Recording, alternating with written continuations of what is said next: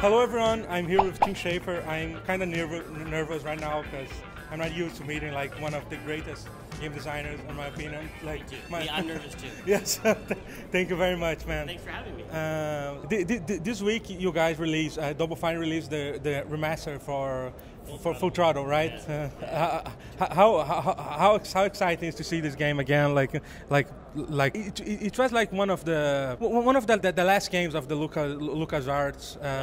Yeah, one of them, right?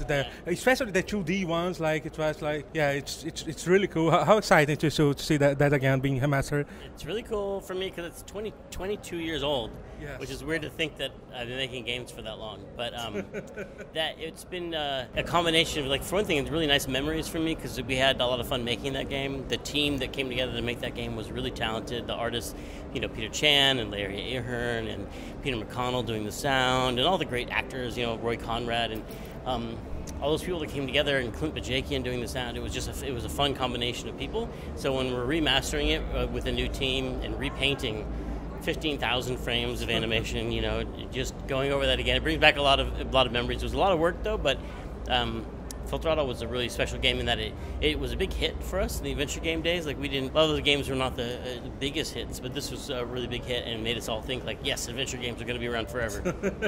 Yeah, and just right after that, there was that dark age of adventure games, nobody wanted to make 2D games anymore, and I would say like Full Throttle was one of the last one. And you talked about the voice acting too, and actually voice acting was still on the baby steps on video games. On that time, that was like 97, right? When it was really 96, 95, yes, 95. Yeah, so voice acting was something that you basically, it was basically not very common, especially high quality one, like the one. There were a lot of bad voice acting in video games too.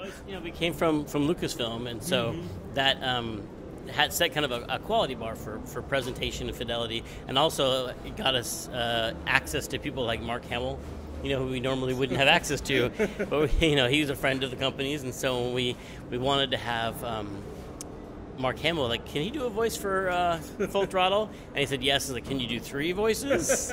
Okay, and so he played Emmett the truck driver, and Todd the junkyard artist, and the main villain in the game, Adrian Ripperger, because Mark Hamill had already done great work as Joker, in the Batman animated series. Of course, he's an amazing voice actor. Evil voice, and he's but super nice guy. Yes. So we got him in the game, and we had a lot of great voice talent in the game. And Roy Conrad, who did the main voice of Ben, just had he was strong, but it wasn't like a big.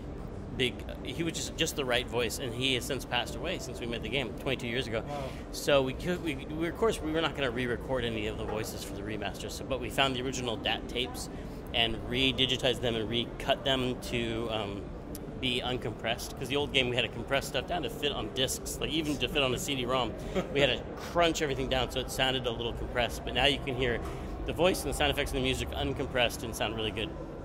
Yeah, that's really great. One of the great things of all these remasters that have been released for all the games is that to have the option to use the retro graphics, like the original graphics, without the new paint that you guys put. And one thing that is kind of crazy about that, like, for example, if you see the remaster of the Secret of the First Monkey Island, the retro graphics is not exactly the original graphics that was released, like because No, because if I'm not wrong, the Monkey Island was released first in EJ graphics, right? Yes, so it's kind of crazy. Of course, you guys probably prefer the VGA version of the graphics than the EJ, but it's crazy. The different ways, because the original I worked on that too. It was Ron Gilbert's game, but I was a programmer and a writer on it, and the 16-bit version. Steve Purcell from Sam & Max fame. Steve Purcell and Mike Ebert did a lot of the close-ups, and they looked really neat in a certain way. And then for the 256 color version, the VGA version, Ian McCaig, who designed Darth Maul and did a lot of cool stuff. He hadn't designed Darth Maul yet. He would go on to design Darth Maul. Was one of the a really talented artist. He did all the close-ups for that version, which had a more watercolor look, which is really impressive when you know that he drew them with a mouse on a chunky old, I don't know how he made it look like watercolor, but he did. So they both look cool, and someday it'd be great to go back and include both versions. Yes, exactly. Or even the CGA version. Because Yes. CGA. Yes, I know. That's like cyan and teal and cream or whatever those colors are. And that's it. Super ugly. But we had to test it. We had to sit there and test it and make sure that the game was readable. And that, yeah. And maybe you guys could put the option to listen the audio as PC speaker too, right? Yeah, put the music. Because the truth is, on that time, most of the PCs didn't have a sound card. Like most of the music people heard was. The first time we had digital sounds, and the very first digital sound effect we ever put in the game was the spitting contest. when he goes, like that sound, which Peter McConnell, I think, made himself with his mouth. So that's really somebody pulling up spit. Real honest to goodness digital sound file, and the first one we ever did. Very historical moment for us. Very nice. So besides that, you guys on Double Fine are working on Psychonauts too. That's something like because after the end of LucasArts, you guys started a new company. Like you started at Double Fine, and I believe that was like a very it was a hard moment to the industry, right? Because people were like a new console generation was happening. PC gaming was not like so cool anymore. Right, in the start of the 2000s, right? And how it was to start a new company after that with Double Fine and release a great game like Psychonauts that you guys took like 5 years making, right? Yeah, and that was, I don't know, luckily at the time I didn't know how hard it was going to be. I didn't really think it through. I was like, well, I think it's time for me to start my own company. I mean, there are things I wanted to do. I wanted to, as a company, we wanted to have more creative freedom. We wanted to own what we were making. And we started out, and we just happened to hit the launch of all those new consoles. And so they were looking to sign a lot of new content. So Xbox was looking for new games, and the person in charge of Ed Freeze had this thing in common with me where we used to say games are art. Games are art. They can do more. They can be more emotional. They can do all these, tell the same stories that movies and books do. And so we kind of clicked in that way, and that's how we got that first deal with Microsoft, which let us start the company. And then we hit some exciting roller coasters after that. But just always wanted to have a company that was about creativity and about trying new things. And so that's why we're always trying new things, like whether it's our doing crazy genres that we've never done before, or else the big game jam that we're doing right now, Amnesia Fortnite, which is where a lot of those crazy ideas come from. That's all we want to do. Yeah. And Double Fine you guys really try to do everything you guys can even to find finance your games. You guys have tried from single person investment, like you guys had, like Steven Zangler from Draco Jam, like he helped like release some. I think the port for Psychonauts to come from that, right? I think the very first thing we did with Steve Dengler was the port of Costume Quest and Stacking to PC. Yes, and that's what opened our eyes to the joys of self-publishing. Like, you can self-publish, then you actually can make money off of the... So we actually got money back from those games, as opposed to sometimes when you have a publisher, they have to make a lot of money before a developer sees any of that money. But if you self-publish, so now that you can actually keep the money and use that to fund your next game. So that's what we're doing now. We have our own money coming in from these games that we self-published, which helps us put our own money back into things like Psychonauts 2.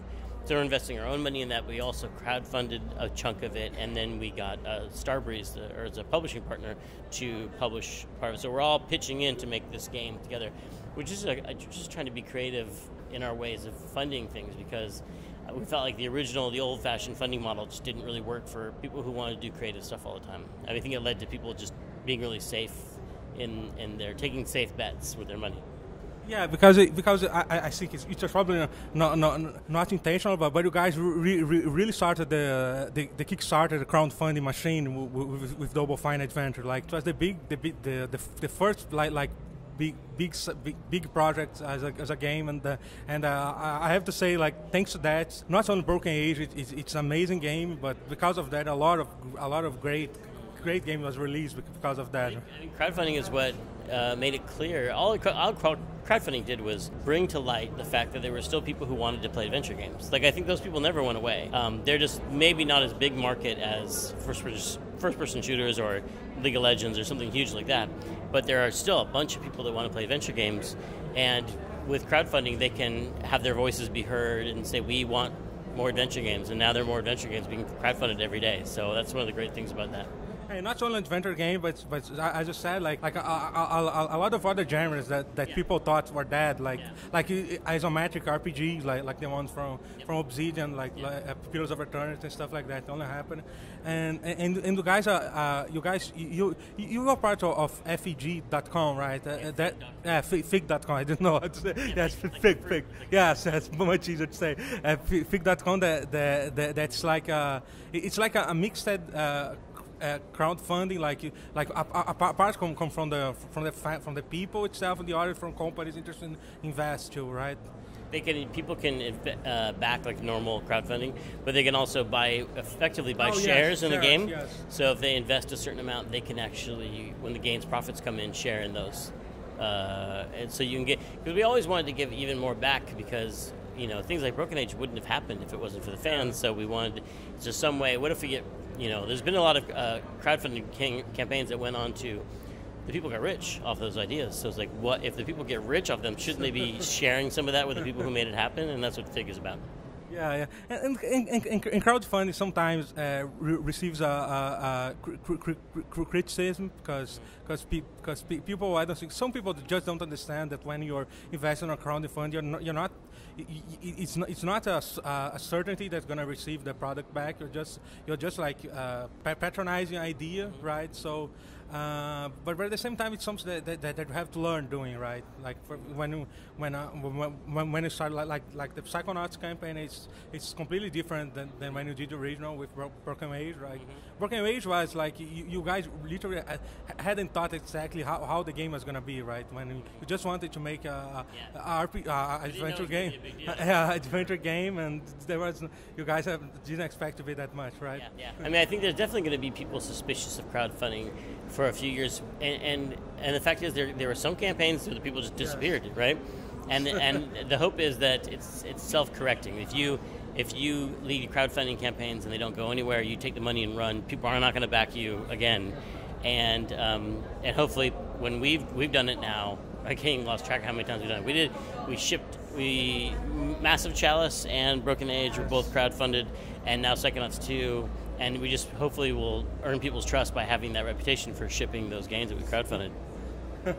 Okay, unfortunately, I'll have to finish the interview. I wish to keep talking to you.